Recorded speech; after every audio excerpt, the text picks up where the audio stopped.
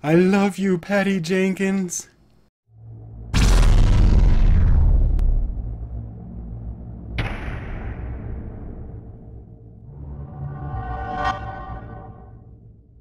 Hey everybody, Koricon here, and this is going to be my review of Wonder Woman.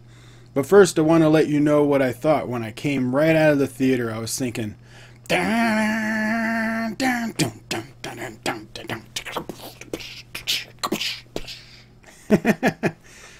so I like the movie.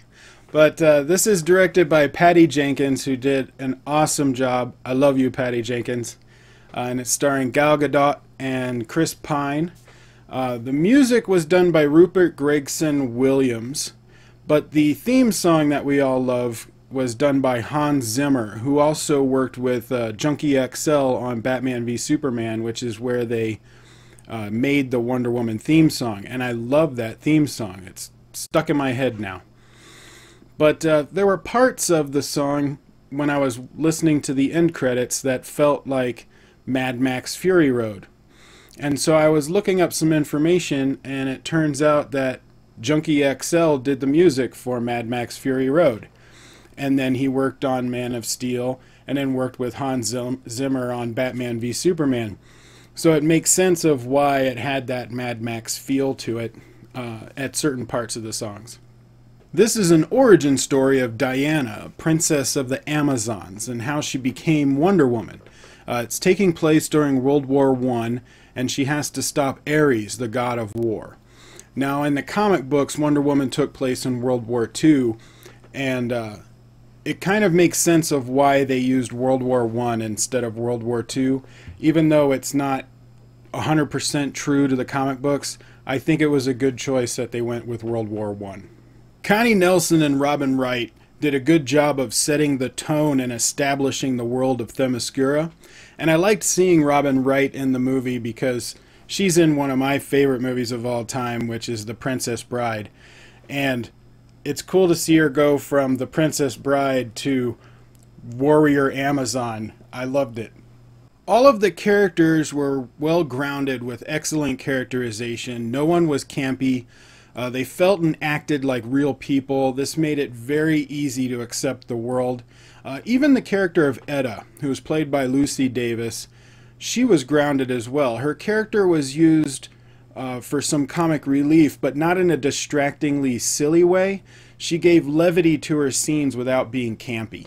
Wonder Woman could have easily have been a male-bashing, condescending Lifetime movie, and they didn't do that. Diana was passionate, driven, stubborn, strong-willed woman that cared about everyone that she was around, and she didn't belittle or look down on anyone. She helped inspire the other characters to be better, and she is what a hero is supposed to be.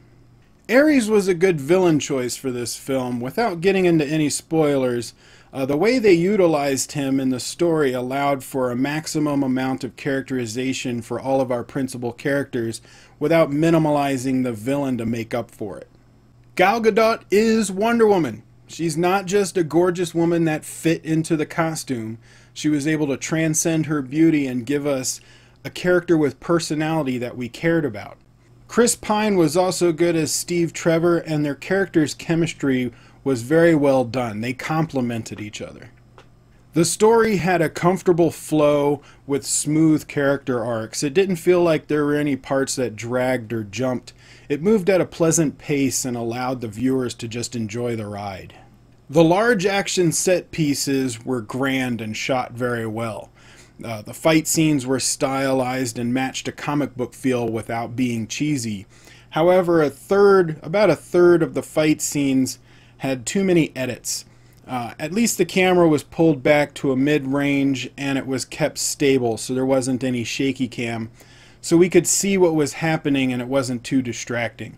But I would have preferred longer cuts so that we didn't have to reacclimate as often.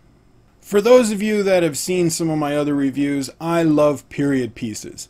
And so I really enjoyed the production design, the sets, clothes, props, and everything that made it look like 1918.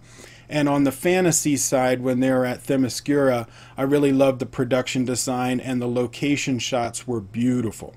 So to wrap up, Cinematography, directing, production design, set pieces were on point. Well acted and grounded characters and a nicely paced story arc with a properly utilized villain, but about a third of the fight scenes had too many edits in them. I'm going to give this movie an A. Wonder Woman should have been released before Batman v Superman instead of lazily dropping her in BVS first. All they would have had to do was cut a scene from the beginning and change something in the end for continuity, and it would have given her character a greater impact in Batman v Superman. I think they tried to rush to it too fast. So if Wonder Woman came out first, it would have made BVS a lot better. But what do you guys think? Comment below and let me know your thoughts. Like, share, subscribe. Tell your friends. And I will see you on the next video.